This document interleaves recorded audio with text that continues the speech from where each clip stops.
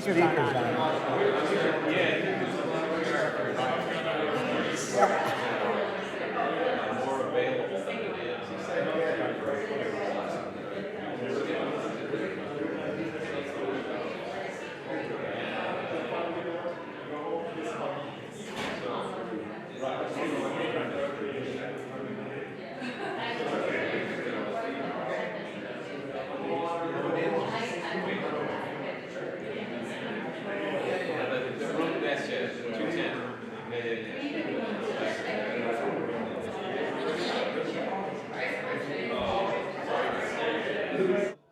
Or at least, because I don't want to look down like this and read.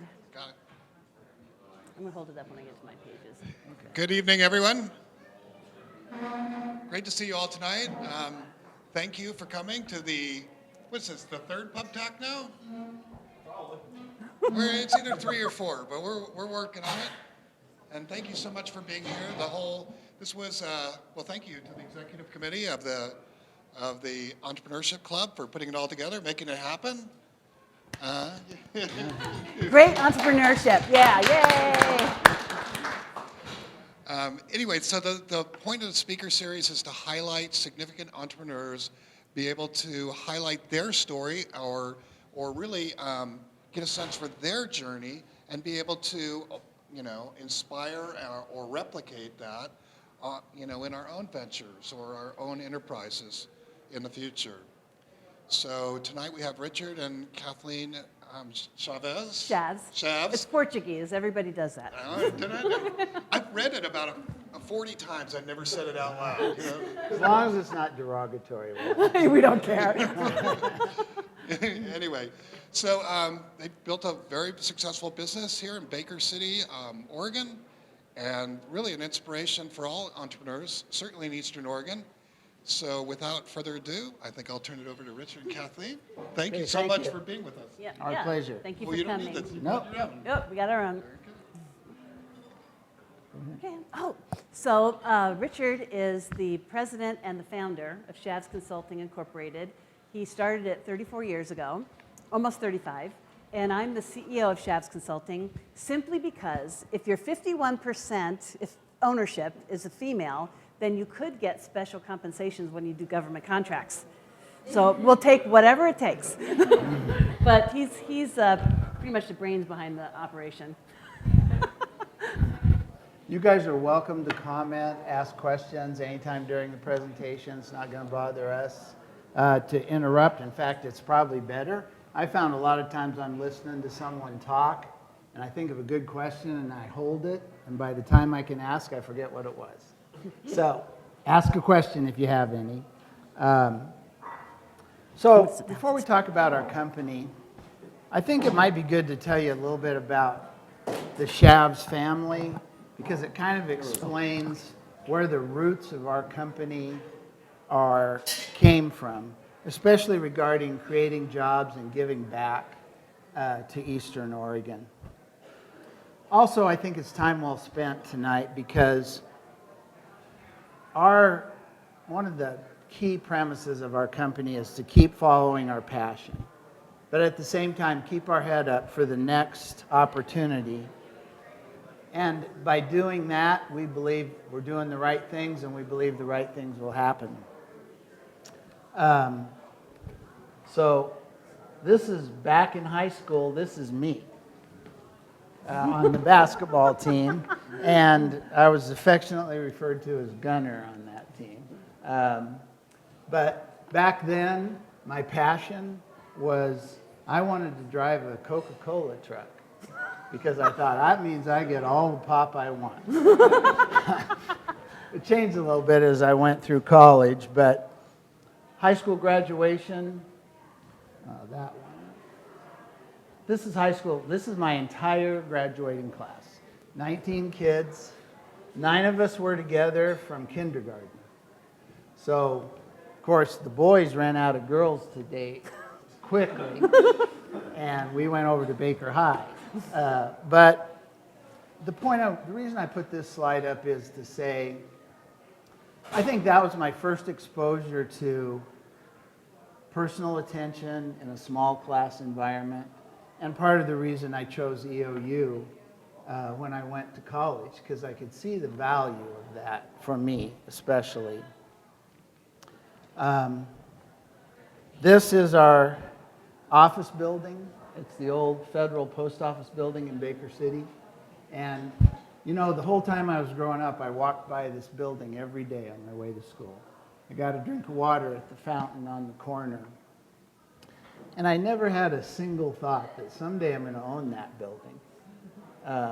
So it's interesting what happens when you put the best of yourself out there and you're willing to move forward with some risks. Our sons, Ryan and Dylan, they're 4th generation in Eastern Oregon. Ryan and Kathleen have children. They're 5th, and they have children. 6th generation, all living in Eastern Oregon. Ryan's an entrepreneur, and his current business is Glacier 45 Distillery. He is what a lot of people would say, he's the quintessential entrepreneur. Because if he could do whatever he wanted, he would start a business, make it successful in less than a year, start another business, sell it, start another one. And our philosophy is obviously 35 years later, stay with the business you've got and just be willing to adapt and change within that business. Dylan's a junior at EOU, and he's going to graduate this year, I'm proud to say. I think what I inherited most from my father and my grandfather, and what Ryan and Dylan probably got from Kathleen and I, is a strong work ethic and a recognition of the importance of taking care of the people around you and building relationships with those people. My grandparents came over from Portugal, and they almost didn't because they had tickets on the Titanic. They were given first-class tickets as a wedding present. They went to the dock the day before the ship sailed, or a couple days, and they could see all these people with fancy clothes that were rich getting on the ship, and they were like, we don't even have nice enough clothes for that. So they sold their tickets, and they came across on another ship when the Titanic went down called the Cricket. And so I probably wouldn't be standing here talking to you today if they had decided to use those tickets. And they settled in Durkee, Oregon, and they were sheep herders. My father was born in Durkee, and I mean in the hills of Durkee he was born, not at the hospital. And he and his brother were entrepreneurs. They opened Chaves Food Market. So before Albertsons and Safeway was in every town in the world, there was no other big market in Baker, and they ran that for many years. So I learned a lot about values from them and growing up in a rural town. And I think that guided a lot of what Kathleen and I have done in our business over the years, is carrying those values forward and really believing in giving back. So now let's talk about Chaves Consulting. After I graduated from EOU, my passion was to stay in Eastern Oregon. And so I went to the EOU Career Services Center. which was a bulletin board about this big with notes on it of the jobs available. I looked through all the notes, and there was one note, one job that was in Eastern Oregon, and it was writing grants for law enforcement agencies. Now, keep in mind, my long-term passion, besides staying in Eastern Oregon, was to get into computers. But I made the choice, Eastern Oregon's the most important to me.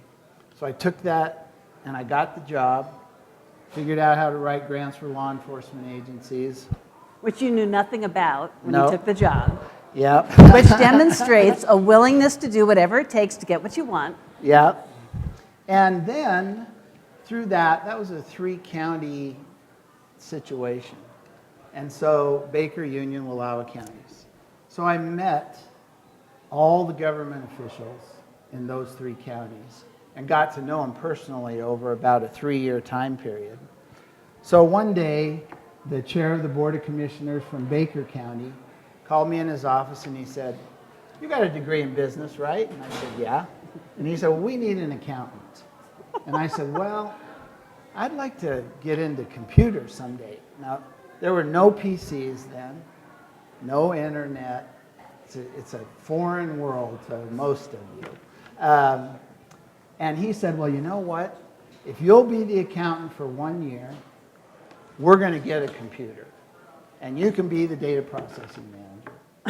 So for a year, I ran this Burroughs posting machine, which is a big L-shaped thing. The heat just barrels out of there, and there was no air conditioning in the courthouse. And all it could do is add, subtract, and print on a ledger card and a check. There was no memory. There was no disk. And so you had to retype the addresses every time you sent somebody a check. And I did their payables, receivables, payroll, child support, and I was chief elections deputy. So after a year, true to his word, we got a computer. Well, we had to fly to Salt Lake City, Seattle, and somewhere in California. Didn't you go to LA? Just to see one. Because there was a multi-user system that IBM had come out and other companies were coming out with, and there wasn't any around. So we picked IBM. About a week later, we got a nice letter from IBM. "Thank you for your order. Here's what you ordered." And the last line on the letter said, "Anticipated delivery date, 1 year." Because they didn't build the computer until you ordered it, and you had to wait in line. So I got to be the accountant for another year. But then I got to be data processing manager, and I taught myself how to program, and I went into each department at the county and then at Baker City, learned what their needs were that technology might address, and I wrote by myself the software applications for each of them. And in fact, a lot of those are still in use today. This is a bad picture, but it's the best I could get. In 1980, the Baker High School senior class came to the courthouse. This is me over here. And because they wanted to see what a computer terminal looked like. That's this dumb terminal right here. At that time, those terminals weighed 85 pounds, and they cost $3,500 a piece. And all they did is connect to the computer. They had no intelligence of their own. So I continued to work for Baker County for several years, and then I decided to start my own business. And because I'd grown up in a rural community, and because of the work I'd done with cities and counties, I knew they had tight budgets, and I needed to come up with a plan where I could not only get their business, but I could keep their business. And so I started what I call user groups. So basically how it works even today, because I had 8 customers when I started my business that I had acquired while I was still working for Baker County. Every one of those customers and Baker County, Union County is one of those 8, are still our customers today. And tell them what your budget was when you started your own business. You mean, what do you mean? How much money you had? Not very much. I cashed in my retirement, my PERS, to start the business. But I had 90 days of work when I started my own business that I knew of, and I believed I could get more. So I started a user group concept where if I had 10 entities using a piece of software and I did $1,000 worth of programming, they all got the programming and they each paid me $100. So I got paid, they got 1,000% return on their money, and everybody was happy. And we still do that today. For the rural communities. And still today, the bigger companies can't compete with that. So that's part of the reason those people are still our customers today. So Kathleen came into the picture, and we got married in 1993. She had a career with IBM in management and process improvement, new product rollout type things. And she joined Chaves Consulting, bringing that expertise with her. Initially, she focused on community projects because we wanted to do things for our community, and we'll talk a little bit more about that later in the presentation. So in 2002, we felt a passion to expand our business to create jobs for people in Eastern Oregon. We needed to find a niche, something that was jobs that people in Eastern Oregon had the skill set for or could acquire it easily. And at the same time, we could be competitive with urban areas and large companies. You know, I've always said, you're not going to walk down the street in LeGrand or Baker or Ontario and find a cutting-edge software developer because they don't want to live in a small town. And I had a half ownership in a company in Idaho for a while where we had 40 full-time developers, and I learned this. The best developers want to change jobs every year. They want to be in the bleeding edge of things. Our customers, Union County, Baker City, the City of Union, North Powder, Prairie City, Wallowa County, they can't afford to be bleeding edge. They need software that does the job for them, and that's it. And good support. And good support. So, which we always provided.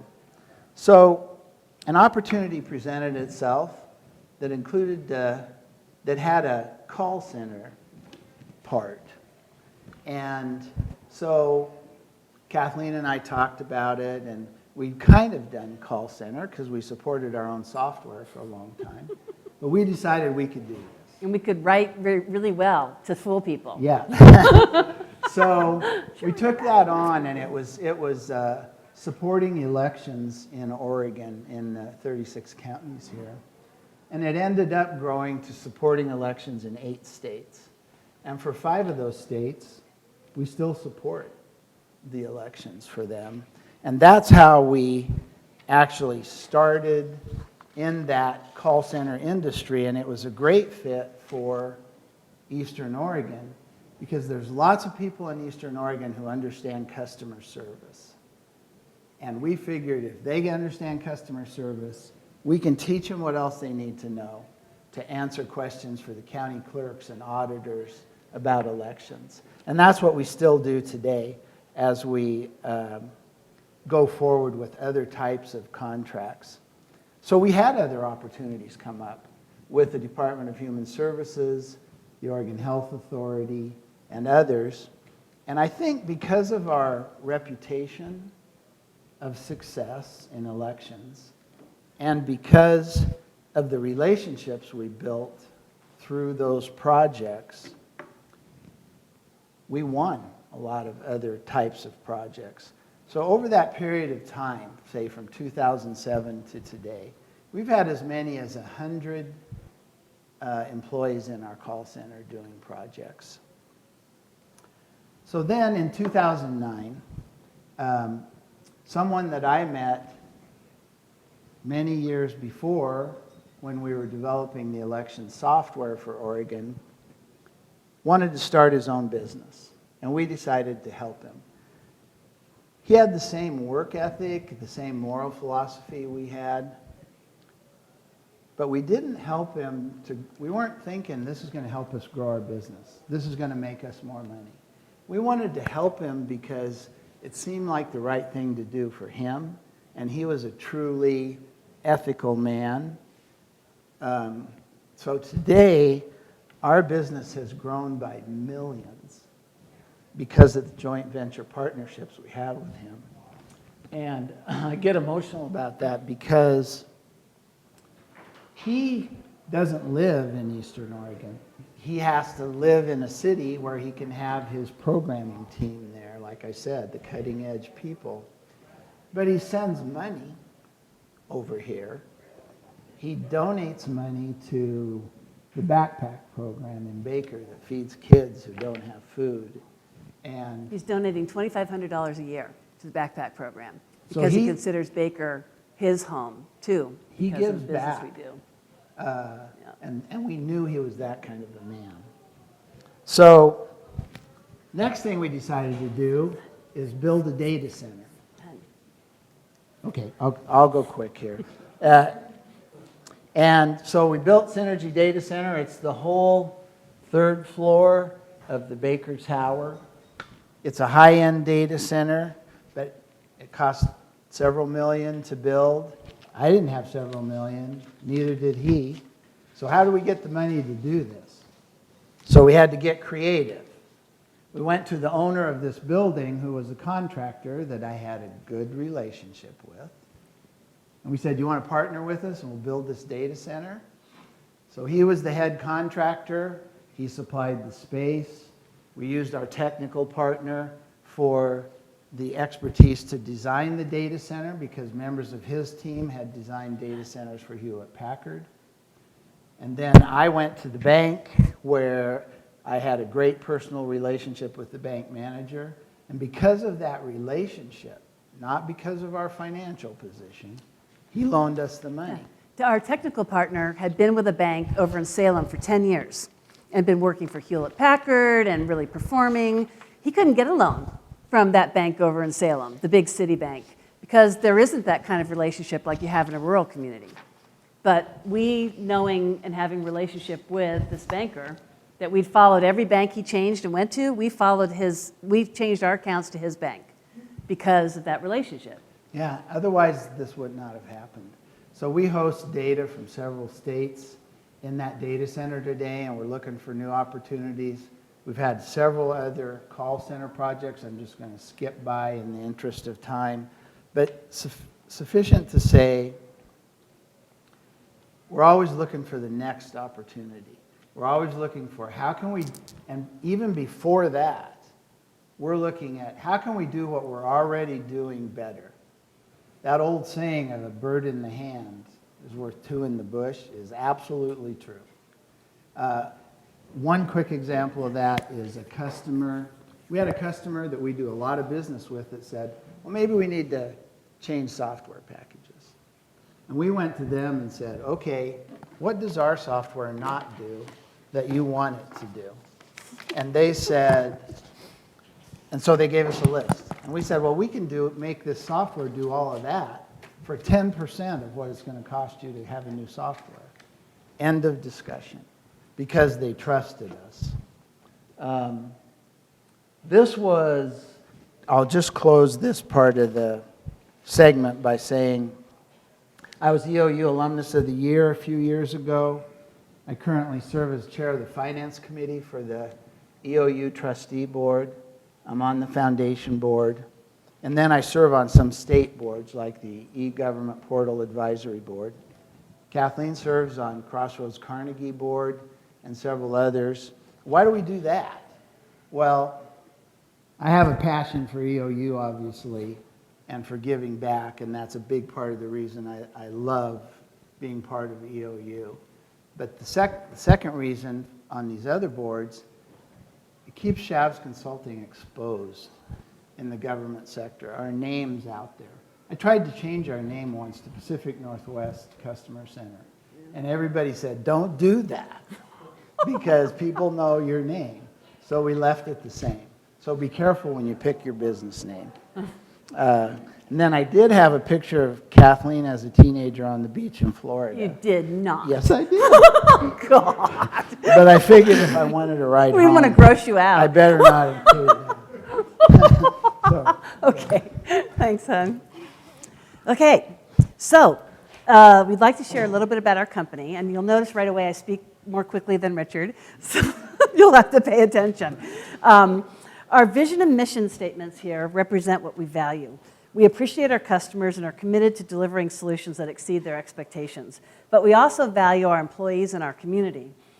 We hire employees with the same kind of business ethics we have, and we work with business partners, employees and business partners who are passionate about working as a team to deliver exceptional service. Even when we interview the employees, we tell them, you know, the number one thing about being here is that you deliver exceptional service, that you work well as a teammate, that you respect your teammates that you work with, because we don't want any drama, blame, or gossip in this area. We create a workplace in which we all look forward to coming to each day, where we treat each other with respect. Our results have proven that when employees work in a really great work environment where they feel respected, that the results are way beyond, as you'll see in a few minutes, what anyone else would expect. We also believe in supporting the community. So over about a 10-year period, we raised $3 million and built the Baker Sports Complex. I wrote all the grants, made all the relationships with the foundations, did all the local fundraising talks. But I went out, so like even today, Crossroads at times will call people on the phone to get them to come to a fundraiser, and they go, we can't get anybody to come. So last week we're having a fundraiser for scholarships for children. I went out on the pavement, walked up and down Main Street, talked to the people where we do shopping and said, the money for this fundraiser goes towards scholarships for kids who can't afford to participate in Missoula Children's Theater or do an art class. And they all bought tickets. You know, it's the thing Richard was saying about relationship. It's the one word from my perspective I leave you with is relationship in everything you do. Richard never burns a bridge. I mean, believe me, I'm like this passionate one, you know. There's been things that have really pissed me off. I've really wanted to burn a bridge, including with some high-end officials in this state. But, you know, he always reels me back in, and prevents me from doing that, which I'm really grateful for because that's that Irish-Spanish heritage of mine. And I had, opposite to Richard, I grew up nowhere. I grew up everywhere in the Navy. I even lived in London and Spain and all over the place. I had no long-term relationships. I had relationships with people where I lived, but then when I moved to Baker, you know, for my life, wherever I lived, relationships were the thing. I mean, I gravitated towards people who were ethical and kind and, you know, supportive. And every step, I mean, I was a Spanish major, for God's sake, and I got a job with IBM. You know, that was because my dad had a relationship with someone who worked for IBM, who'd worked for my dad on submarines. So I at least got my foot in the door. Then when I got the job, people said, you were competing against 35 people with advanced degrees, PhDs, MBAs. And I said, well, why did I get the job? I kind of got freaked out and tried to talk them out of hiring me because I thought I couldn't do it. And after I got it, and they said, no, it's because you know how to talk to people and engage them. And believe me, that whole thing of looking somebody in the eyes and engaging them in your conversation, super important.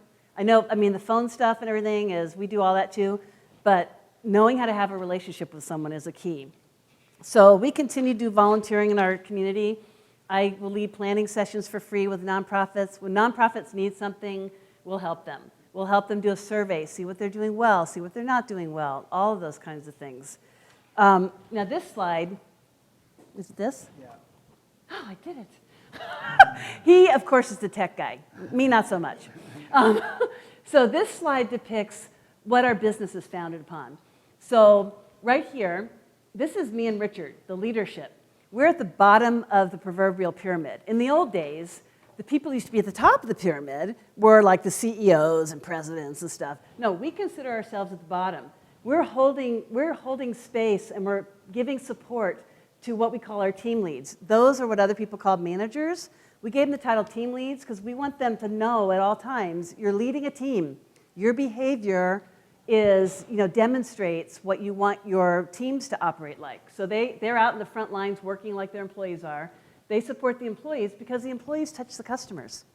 And so if you don't treat your frontline people with a lot of respect and honor and treat them and make them feel like they are respected and important, they're going to communicate that every day to the customers, that they don't feel respected. How many times do you go through like the line at a store, like a grocery store, and they're talking to you about how much they hate the management there, So it's really important. And so what we build in our company is role modeling. We encourage integrity and respect, and we give them lots of processes to train them. And not just processes about technology, but we teach them meditation.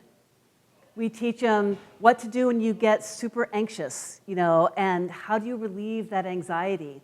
And we have a workout room in our building where we have treadmills and recumbent bikes and ping pong tables and basketball hoops, where if they get totally freaked out because they just got off the phone with some customer who was upset and cussing at them for no reason other than that person's having a hard day, we teach them not to mirror that back to the customer, of course. Don't cuss like they are.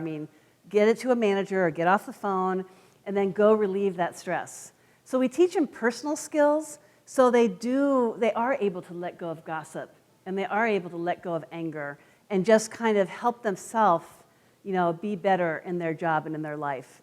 Because when you take that total interest in the people who work for you, you'll feel it back. The loyalty, loyalty isn't about money. It's even though our country and our government and all these people are making a lot of money, and look how disloyal they are to each other. Look what Enron did to their employees. So when you really respect your people, you can keep them around longer. I read an article recently about raises, and it said that if you give your employees a raise, it'll have a positive effect on them for 14 days. After that, it doesn't make any difference. So you got to think about that and how you give your benefits to your employees and how you reward them for special things. Were you going to show them this? Oh, yeah. So in our company, what we found, we had this philosophy about no blame, no gossip, no drama, patient kindness, accuracy. And we'd share it with them in the interview. We'd try to get them to uphold that. But it is so easy to forget that because this whole country we're living in and the world right now is all about drama, gossip, and blame, and it's your fault, no, it's your fault. So how do you break that habit? Well, one thing we did is kind of try to make it fun. So in every office space where we have employees, we made these signs to give them a little reminder. But the other thing we do, because we acknowledge we don't expect you to be perfect. Life isn't about perfection. It's just about doing your best. So when they would forget and we get some feedback about so-and-so is really like going off the deep end with drama or gossip, whatever, I usually was the chief, person who coach them, what I call coaching, which is just kind of bringing them in just like in a sport. And you bring them in, and I have this matrix I created that the first column, it lists behaviors. So I list behaviors that I've gotten feedback about that just aren't working for our environment. And then the second column lists the effects their behaviors are having on others or on the business. And then the third column is blank. It says new behavior, and the fourth column says effects it will have. And I work with the employee, it's basically the opposites game, is to say, what do you think your behavior should be? What do you think the behaviors you need to demonstrate? And so why would I do that? Like, as entrepreneurs, as small business owners, why do we take the time to actually meet with someone and go through that? Because when I first start hearing about this stuff, it makes me nauseous. I hear about behaviors that are really toxic and stuff. I get like, oh, God. But then I bring myself back and think about how do we help them? Because when you train someone, what do you think you're investing when you train someone for like months to do something? You're investing money and time and energy and passion. So we don't want to, what I tell our employees is we're not about kicking you to the curb when you make your first mistake. What we're about is helping you over time learn to behave in this way at our company, because what we also feel, we're more committed to you as a person and as a family member and as a community member than just as our employee. And we'll prove that. In fact, someone whose sister worked for the employment agency in Baker, I know they have another name, but I don't like calling it that. It's the employment agency. They help people get jobs. Her sister said, you should work for these people. They're really great. And she said in an open meeting one day, she said, I thought, yeah, that's crap. You know, nobody's that good. You know, nobody really gives people that kind of patience and stuff. And she came in the middle of, you know, with like 80 people there, she said, I want to tell you, you guys live up to your reputation because you really are trying to grow us and trying to help us be better people. And what we tell them is, if you can do this 8 hours a day, if you can drop this and go with this 8 hours a day, or the majority of the time, then when you go home to your families, you're probably going to like not do so much of this and do more of this. And then when you go out in the community, you'll not do so much of this, do more of this. And our belief is that's the only way we're going to change this country, is not from the top down, but from the bottom up. So we have kind of these high-arching philosophies, you know, and beliefs that also we bring into our business. And we are, you know, more committed to them as people than just as employees. And they feel that, and then they produce. You know, that's not just the reason we do it. We really do it because we're committed to them. So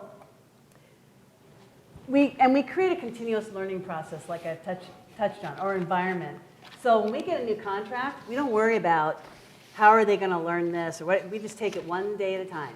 Teach them the things, the technical training things. One person we had in that photo a little while ago, she was fluent Spanish speaker in her late 50s, had never touched a computer.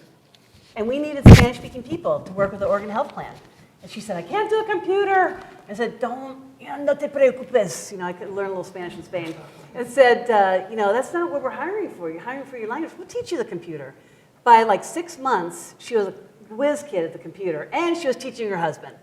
So that wasn't our concern, and we train them in all these different kinds of technical processes, and then we train them also when you make a mistake, if someone on your team makes a mistake or you make a mistake, then you sit with each other and you say, you know, well, what was working about what we were doing? What needs improvement? Like what broke down? And what are the improvement suggestions? Brainstorm. Get together as a team and say, I think this, I think that, and then pick the best one and move with that. But don't focus on the mistake, because you'll kill each other with, you know, bad toxic stuff. So, Richard, thank you. This is one of our things, we put it in a lot of our presentations, we see dead processes. And what that's about is we like to look at not only our own processes, but as we get to know our customers, if we see a process outside of the piece we're doing for them where they could be more effective and efficient, we will tactfully show them a process redesign with Visio or whatever, and we don't charge them anything. So why are we doing something for free? Because it's for relationship. It's how you build the trust. It's how I hate it when a customer calls me a vendor. I want them to call me a business partner, and I never call Chaves Consulting a vendor in any emails, anytime I'm talking. It's business partner. Because if you can build that relationship with your customer, they think of you as a partner helping them, not a vendor trying to sell them something. Yeah. You keep your business for a lot longer. One other, from what you said, that's something worth repeating. We won a contest once with IBM, and the prize was I got to go to the Wharton School of Business for 2 weeks executive class, which is that at Harvard? Harvard. Harvard.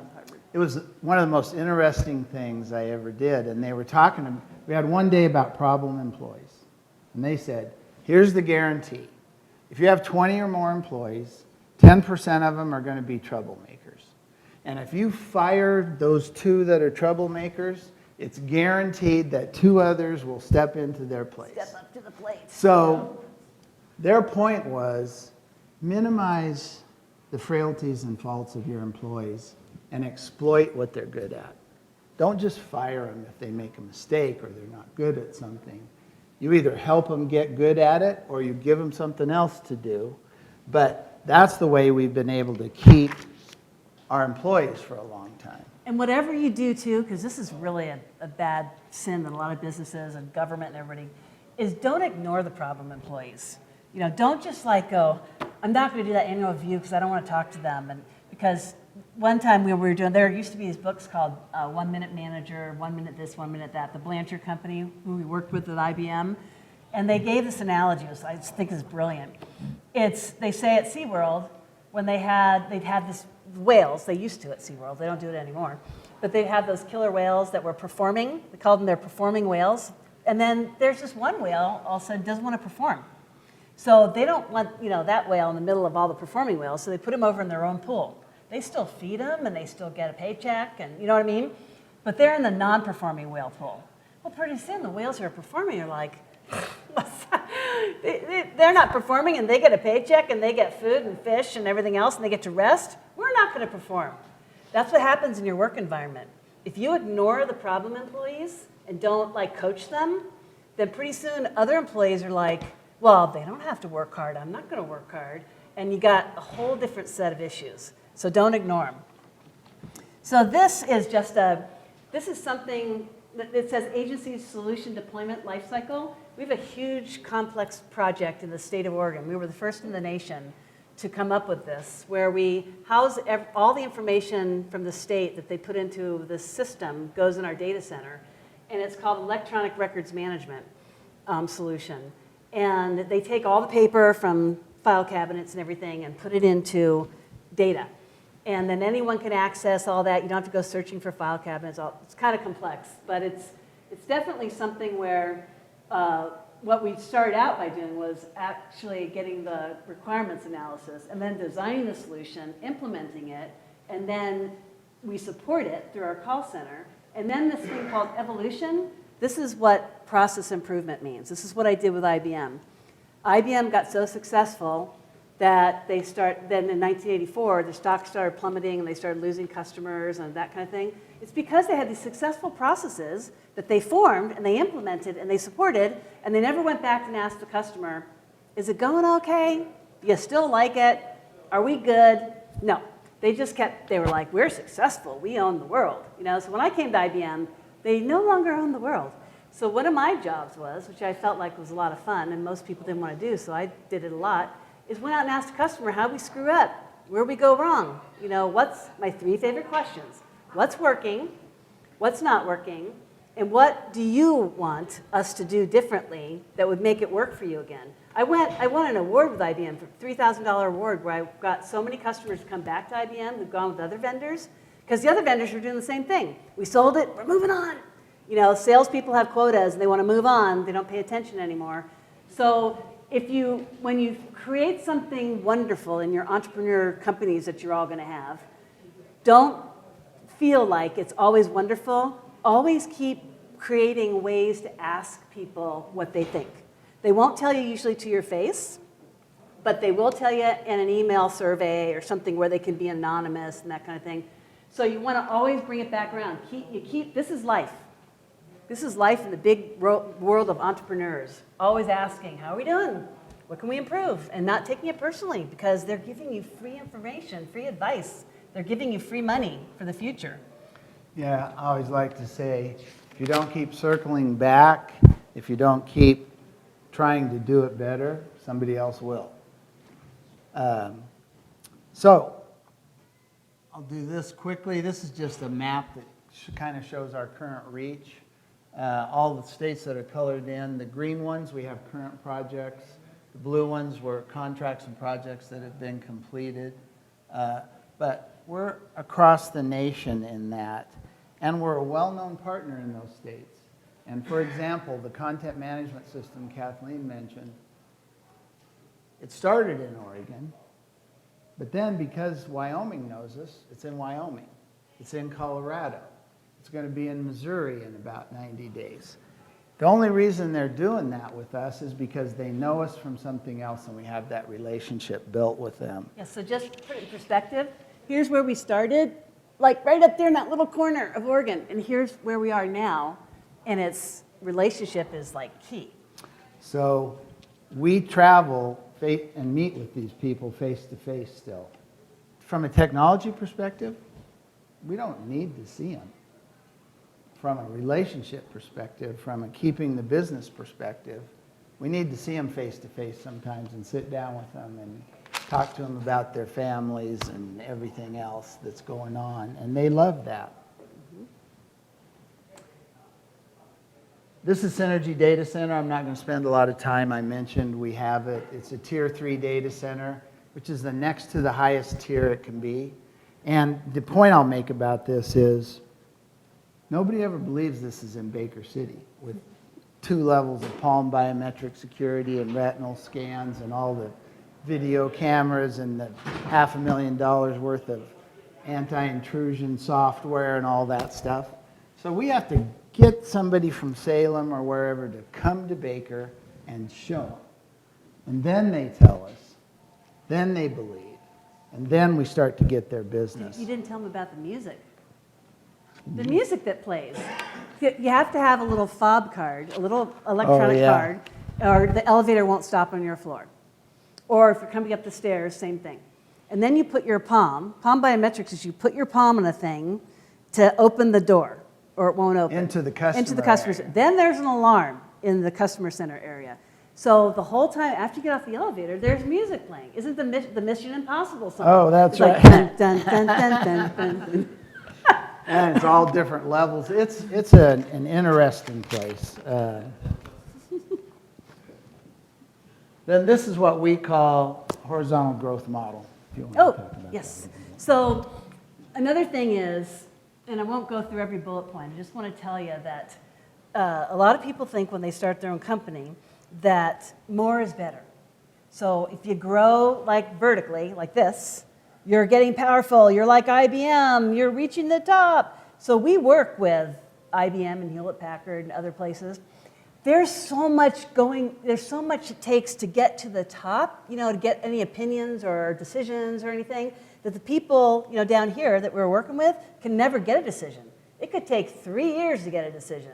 So why do that when you can grow vertically? I always get those mixed up, horizontally. Yeah. So that's what we do, is we have our expertise, we have our skill sets, all that uniqueness, and then we have this business partner, Venkat, who's over on the other side of the state that we built the data center with, and he's got huge skills and expertise. Then we've got business partners in Australia and New Zealand and Canada. So we grow horizontally. So we partner, and we don't have to buy all the stuff and learn all the stuff. And I mean, believe me, one mind can only learn so much. Even though you're young, it's still the same. So that's how we grow. And so the result of that is we're nimble, we're able to ramp up quickly to respond with leading edge technology and skills to fulfill customer needs and requests. We're nimble, we're quick, we're fast. We scale up quickly, we scale down quickly. Whereas these other companies, it took 3 years to get a decision from Hewlett-Packard once for the software we're doing. I mean, people change. Like every month we call and there's a different person there. So so that's a huge advantage over other companies. If you see a company growing big, like really fast, and they've got lots of layers of management and stuff, you want to do whatever they're doing because you're going to do it faster and then you're going to stand out. You can create a niche just by being fast. You get a chance to be a winner that way. We had a project once with the state where there's a large company providing the software, and they were upgrading to a new version. And we had written there was an interface from our software into the old version. So we started having meetings about the new version and interfacing that. This is not an exaggeration. 200 hours of phone conversation. And I finally called the customer directly and I said, you know what? We can rewrite the interface in 50 hours. And they said, do it. So we did, because the big company could never get through the bureaucracy of what they needed to do to make a decision and a change. And that's how a small company beats a big company. Good. So, small business, it's not all fun and games, and there are challenges. These are some I just listed off the top of my head in 5 minutes when I put this slide together. Management of cash flow and profit, especially during lean times, especially when you first start your business. Do not expect to make money in the first 30 days. I told a story in the business principles class about a business in Baker that opened up. They had a really cool idea, And 30 days later, I drove by and they were closed. And I talked to the owner and he goes, yep, we just weren't making a profit, so I shut her down. You need to be prepared, and depending on the kind of business you start, how long it'll be before you make a profit. But in lean times at our company, and they happened, we had a 2.5-year time where I spent 2 hours a day on cash flow and profit and loss every day. We today have a spreadsheet. I can go into our CFO and I can say, how much money are we going to have in the bank on December 15th of this year? And she can tell me. And 90% of the time she's right on, because she's based it on history, on what we've projected for this year. And so we manage our cash flow that way. A lot of times cash flow is more important to manage than your profit, because if you don't have the cash to operate your business, you're done. So then acquiring, and as a small company, maintaining people with a diverse skill set, you need to be successful. So when we have lean times, a project ends, and we look at our people, we keep what we call our core group. That's the people that have high passion, high skill sets that we're going to need when the next project starts. And then the second part of that is, like you can see the difference between Kathleen and I. We each have our own skill set and they complement each other in our business. And that's a fortunate thing because we use that all the time to help us be successful. Small business, rural area, professional image. My favorite thought about that is I've been talking to people in Denver or New York or even Portland, and I'm thinking, they're thinking about me and they have one of those little clouds above their head. Or Salem. And they see me with a tin can that's a string on it talking to them.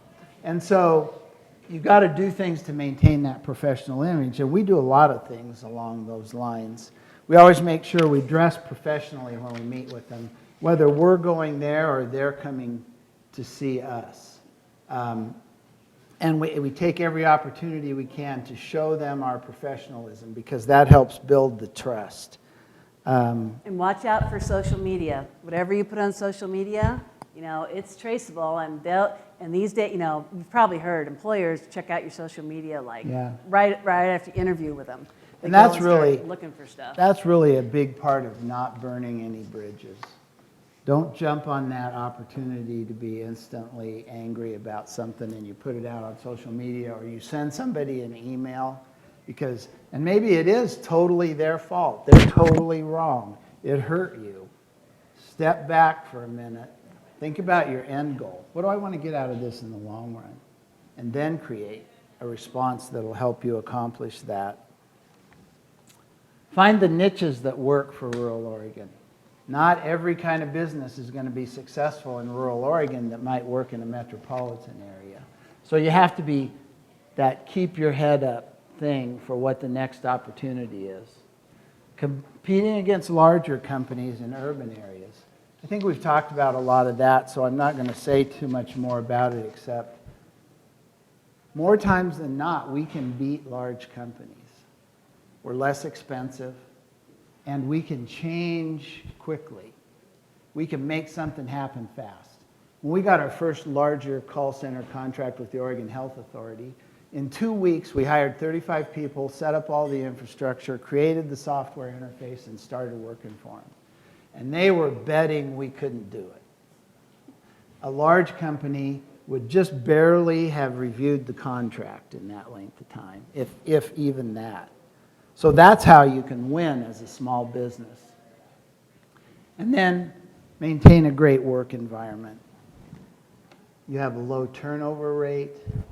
You have motivated employees that are going to meet and exceed the expectations of the customer. In those health contracts we had over the course of 7 years, we averaged double the efficiency of the state's call center at half the cost because we had our employees Psyched up. excited Yeah. They were saving people's lives with what they were doing with health insurance, and they were. We have a note from OHSU from a nurse that says, you saved this person's life. Who was going to take her own life and her baby's life because she couldn't get a health card.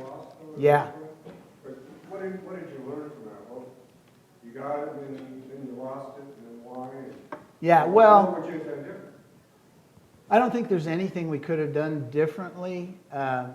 The power of politics and the unions, that's what took the contract down. And I think that what we're doing differently is, we have a presentation tomorrow morning to a private sector company where efficiency and costs are the primary factors. Now, I'm not saying in government that's not important, because it is, but it's not always the main thing. And the other thing we tell ourselves, and Richard's good at reminding me of this when I was getting really bummed out about it, because we had 54 great people working on those call centers who lost their jobs, not through any fault of their own, because they were double the efficiency at half the cost. But the other thing we look at and what we care about is about the person. So the day it was the day after Thanksgiving that we had to give people their pink slips.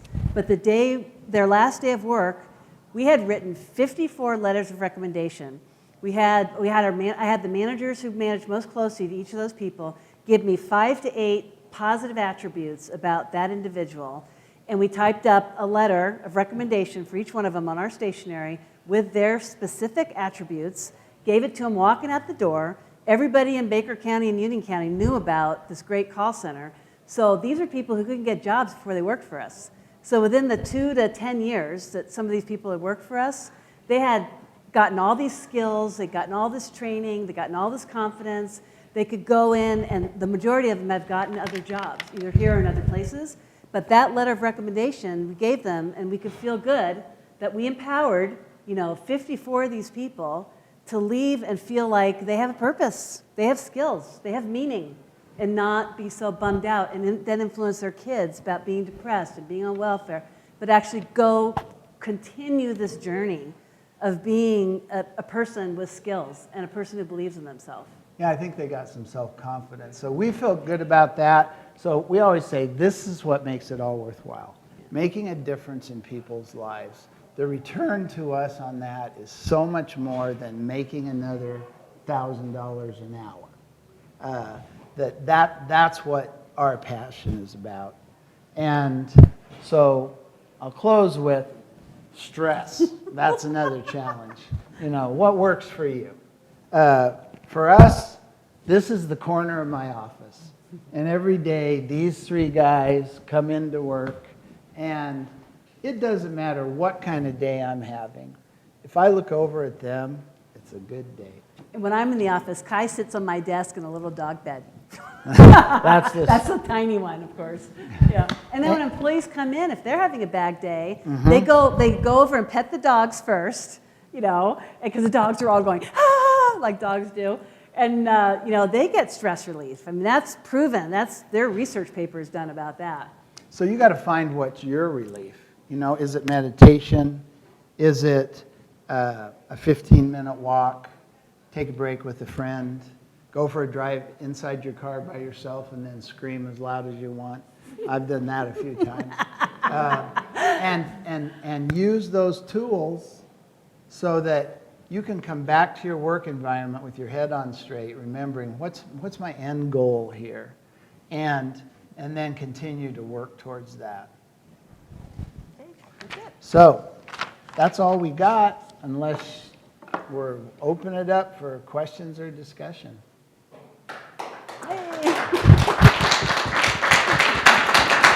See? We're only 4 minutes late. Thank you. Are there any questions? Yeah, we can take hard questions. I have a question. So earlier you guys referenced problem employees. Yeah. And when you said problem, I'm assuming that you meant they like to kind of do their own thing when responding to customers. Not necessarily. It might be in our environment, because we encourage everybody to have their individual style. In fact, we went to the Dollar Tree and bought white mugs, and then bought these pens that they could create their own mug, because we had problems with people leaving their dishes in the sink. So we gave them all their own mug with they put their names on them. And, but they could create all this stuff, and we let them create their desk however they wanted to. Problem in where we come from, is more like they were they had toxic behavior.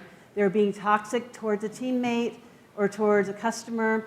More often than not, it was towards a teammate. They were take this room that one person was in, if they were speaking negativity and spewing negativity and anger, and after they got off the phone, that really bummed out people, brought the whole tone in the room down. So that's kind of more of the problems we really pay attention to. If it's like a skill set, like a technology thing, we really feel like we can teach people processes, but it's harder to teach personality.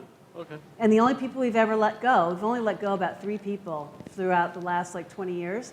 It's all been about the refusal to get off this thing about blaming somebody until you've beaten them into the ground, that kind of, no, but it's still their fault, And some people, I coached them for a couple of months. I mean, I never wanted to feel like we didn't really make it clear. That's why I have that thing with 4 columns. I want to make it totally clear that this is the behavior, totally clear that this is the effect, so I could sleep at night when I let somebody go, that I give them every opportunity in the book, then I can live with myself, because firing someone is hard, But I had a manager at IBM. I never wanted to be a manager in IBM. And then my manager, Janae Lee, I still remember her name, she said to me, you know what? To fire someone is actually, to let them go from a job that they're not doing well is a gift to them. This changed my whole perspective, and I did become a manager in IBM. She said, if someone is doing a job, and they're given the training, and they're given the opportunity, and they really suck at it, what's really happening with them is it's not the right fit. And I mean, if you've talked to them, you can't, and so they are ruining their own lives by being in a position that's not the right fit for them. It's hurting them. So the biggest gift you can give them is set them free from this job and tell them, talk to them like that. It's just not the right fit for you. I want you to go find where you fit. I want you to find what works for you. And you'll know that because you'll be doing it well. So it can be a gift when you address that. So you guys would say that there is a link between that toxic behavior and a lack of performance in that particular job? Oh yeah. Skills that you give them, you would say there was a direct link between those things? So how would you feel if you were a positive person sitting in a room with 8 people, and 7 of the people were talking about their horrible family life and how much they hate their job and they hate their employers and they hate the customer on the phone. And you're the one positive spark in the room, pretty soon you'd probably be like that non-performing whale. Going, it kind of brainwashing. You talk about brainwashing, Yeah. Yeah, there's a direct correlation. It's a challenge to maintain that positive environment, because a natural thing is things tend to go in a negative. So you have to be, as the employer, you have to be conscious of that, and you have to do things to help maintain it. I had this book, there are 5-minute meditations or whatever, and I just picked one out, and then we meet as everyone meeting together, and I do this 5-minute exercise with them. It could be I went to the Dollar Tree and got books and handed them all blank books out and said, okay, I'm going to teach you about what this guy at Harvard, the most popular class at Harvard is on the happiness, how to be happy, what happiness is. And I gave them handouts that said, because I listened to all the stuff on TED Talks and stuff, and here's the 5 different things you could do, any of these 5, and if you did one of them for 23 days, you could start feeling better, feeling more connected in your life. So it gave that as a handout, gave them blank books, and said also, another session was, if you write 3 things a day you're grateful for, it also starts doing, and I go into detail about what it does to the brain. These aren't just touchy-feely things. These are I've read the books about the brain, I've kept up on the science, and I'm giving them brain knowledge and the simple practice to do to change your brain. And we do things like that just for them to help turn that negativity into positive daily moments. Yeah. Did you always have your pyramid scheme for you guys being at the bottom and the next level, or if you didn't, what made you come up? Let me answer this first. So the pyramid drawing actually came from when I worked with those folks at IBM, the Blanchard folks. they talk about how the reason customer service is so awful in our country, in retail and in businesses, is because we all think, we're at the top of the pyramid. We business owners, we managers, we're at the top of the pyramid. And so what's that say? The employees are at the bottom? Well, who touches the customer? That was their whole training. So when I met Richard and started working with him, I really observed, because I was usually like a live wire, and I'd get like upset about something and but when I married Richard and started working with him, what I observed is that he really does do that. He's very patient and kind and doesn't jump all over people or jump to conclusions. And I started learning that from him. And I correlated that, this is really like what Blanchard was talking about. We need to be the support system at the bottom of the pyramid. It's not a negative, it's a positive. We can support because the customer's at the top, and so the frontline employees are at the top, and they need to feel that kind of confidence and respect. But it was all like observing Richard and his behavior with our employees when I'd be going in there going, oh, you can't believe what happened. She applied, when she was still working for IBM, she had a contract with a large set of credit unions in Sacramento. And the CEO was he was at the top of the pyramid. And they were all And she garbage. told him she wouldn't work with them Yeah. unless he flipped that over. And Yeah. he did, and Yeah. the credit union grew significantly at the end of that study. Yeah, it grew from a $15 million credit union to a $60 million credit union in 3 years, opening several sites. Because I taught all their managers, I taught them all about process improvement, how to work with their teammates as equals. And he was almost like throwing the book at me, saying, because I took a survey, and the employees' survey said the reason why they're performing so poorly is because their CEO doesn't respect them. He walks down the stairs at the back of the building so he doesn't have to ever see them, taking the emergency exit out, no relationship, so they didn't respect him, so they could have cared less about what performance they had, And so I went and told them, my survey says they don't think you care about them, they don't think you like them, they don't like working here because they don't like you. I didn't say it like that. But and he said, I'm not doing this stuff. And I said, that's okay, because I just worked for a company that I've just spent 10 years at a company where that's what was going on. We worked really hard in everything they gave us, and the managers weren't willing to adopt it. I'm not doing that again. You can either work, take the reality and work with it, but I'm not doing this because it's very depressing to watch frontline employees get more depressed. I don't need the money. I need peace of mind. So that flip, made that difference. Any other questions? I have a question. In startups, especially, excuse me, early stage startups, one of the things that I share with employees is that everybody's in sales. Yeah. So how would you respond to that? Well, I probably had some advantage there because I kind of had an opportunity to start my business a little bit before I started my business. And what I mean by that is, while I was working for Baker County as their county administrator and data processing manager, I had other cities and counties calling me and saying, we want you to come and help us. So I took advantage of that opportunity to build that relationship and that trust. In fact, one time, Baker County commissioners called me in and they said, we decided we don't want you to do that anymore. And I said, okay, here's my 2-week resignation. And a week later, they called me back in and said, we changed our mind, it's okay for you to keep doing that. So it helped me build a little bit of a customer base, sales, before I got in there. And that's really what gave me a lot of courage to start my own business, because I knew I had something out there already. Sure. Well, the thing that made me think about that was when you're talking about relationships. Yeah. And every time you touch a customer, no matter who you are, call center operator, a software engineer, whatever, it communicates something about the company and what the customer means to you. Right. Yeah. And we hopefully role model that our employees mean a lot to us, so they're communicating that to our customers. Because last thing you want to do is hover around and pay attention to what everybody's doing if they're doing it the right way. You want to be able to trust that these people do it the right way. But in order for them to do things like you really want them to, they have to respect you first. And they have to believe Yeah. that you believe in them. Yeah. We're in a fire station here. One of our call center employees was an ex-firefighter. And she came up to me one day and she said, you know, I used to save lives fighting fires. Now I save lives on this call center desk. Yeah. Yeah. That's really cool. Yeah. Anything else? Any other questions, you guys? No. Thank you Okay, so much thank for you. being here Thanks, tonight.